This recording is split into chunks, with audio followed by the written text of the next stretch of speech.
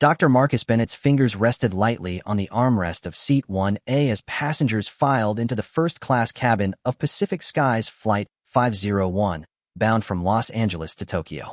At 38, Marcus, tall, soft-voiced, and impeccably dressed, had spent the past decade designing the Orionx flight management architecture now guiding most long-haul jets.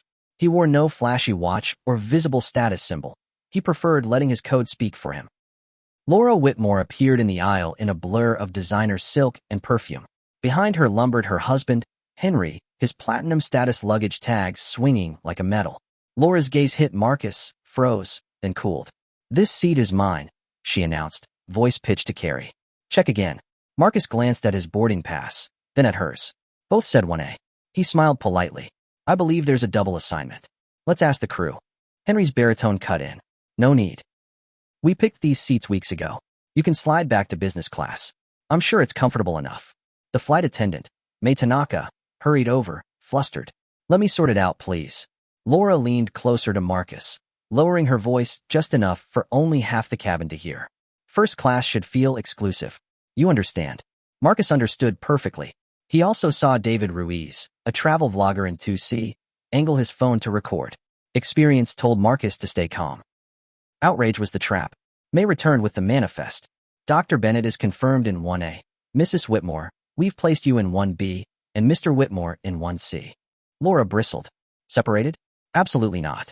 She pivoted to the surrounding passengers, performing indignation.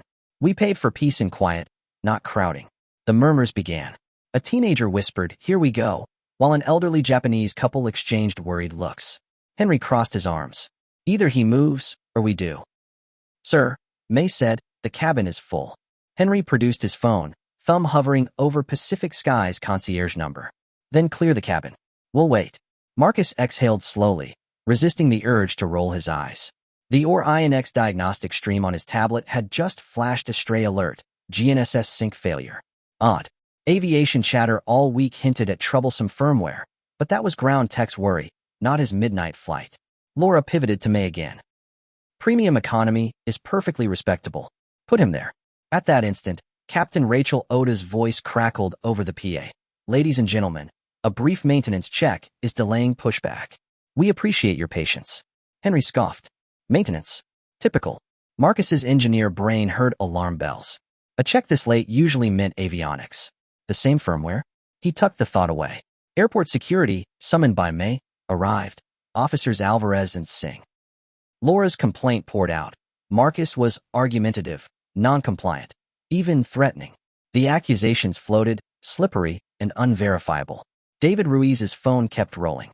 Officer Alvarez turned to Marcus. "Sir, would you accompany me off the plane so we can straighten this out quietly?" Marcus looked from Alvarez to May to the Whitmores. He imagined the headline, "Black passenger deplaned after seat dispute." Then he imagined something worse. An aircraft in distress, missing the one person who knew how to cure it. In a level voice he said, "Officer, I'm Dr. Marcus Bennett, Principal Systems Engineer at Stellar Avionics. My team wrote the Orionx code this aircraft uses. The captain may need me on board, especially if the delay involves navigation." Laura laughed, too loud. "Oh, please. Everyone's a genius when they need a seat upgrade." Henry added, "This is absurd. Kick him off." Officer Singh hesitated. May bit her lip, remembering training slides about implicit bias that suddenly felt very real. Marcus took out his ID and conference badge for the Tokyo Aerospace Summit. "If the captain confirms a NAV fault, I can fix it. Removing me could endanger the flight." Across the aisle, tech journalist Priya Das recognized his name. "That's the Orion guy," she whispered, and flipped on her own camera. Captain Oda emerged from the cockpit, expression tense. "Dr. Bennett, you rode Orionx?" "Yes, Captain. Version 12. Her shoulders relaxed a millimeter, then tensed again. Both primary and backup NAV suites dropped synchronously during taxi. Maintenance can't replicate the fault on the ground. We can't depart blind over the Pacific. Marcus nodded. It's the new GeoPatch firmware. I've seen 3 failures this month. I can hot patch from my dev tools, but I need cockpit access. Laura sputtered. You're letting him into the cockpit? You won't even reseat him. Captain Oda turned, command voice cool as dry ice. Mrs. Whitmore, I am responsible for 400 souls tonight. Dr. Bennett is potentially the only person who can get us airborne safely. Interfere again, and you will meet the FBI at the jet bridge. The cabin fell silent. David's livestream viewer count rocketed. Within minutes, Marcus sat in the jump seat, laptop linked into the plane's data bus. Lines of code scrolled as he traced the corruption. A malformed time epoch variable cascading through the Kalman filter. He reinitialized the GNSS array, patched the firmware, and cross-checked against 3 redundant datasets. First Officer Kenji Matsuda whistled. Primary NAV green. Backup green. That was fast. Marcus wasn't done. He scanned subsystem logs.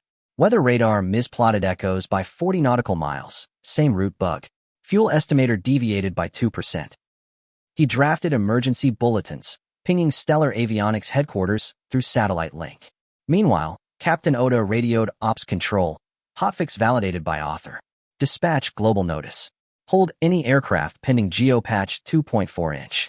Down in economy, passengers refreshed news apps and saw their own flight top trending under hashtag Seat of Genius. Pacific Skies comms team scrambled statements. Rival airlines copied them.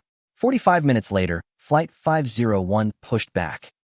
May approached Marcus with hot green tea and a tremor of awe. Dr. Bennett, the crew thanks you.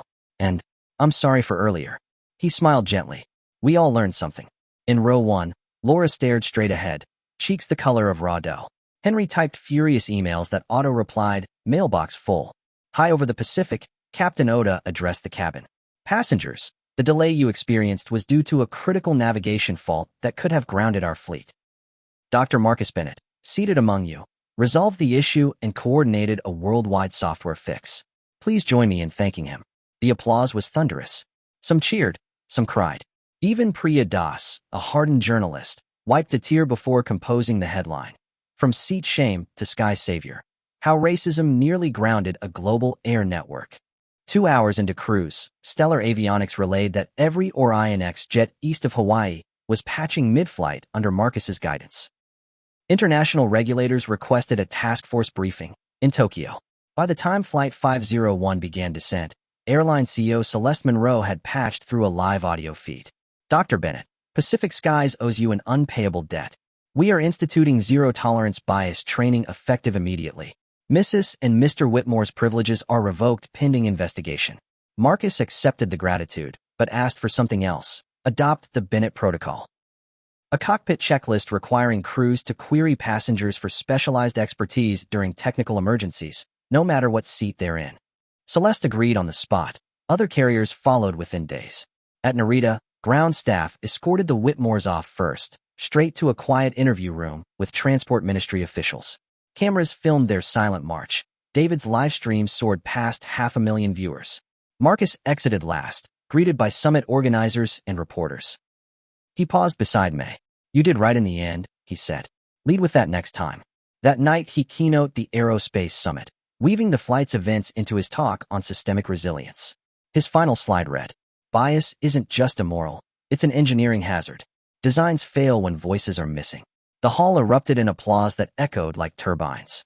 Somewhere a young coder streamed the speech and decided aerospace had room for him after all. Pacific Skies framed a photo of Marcus in the jump seat, code reflecting in his glasses, and hung it above their training center door. Beneath it a plaque reads, When in doubt, check every seat for the expert.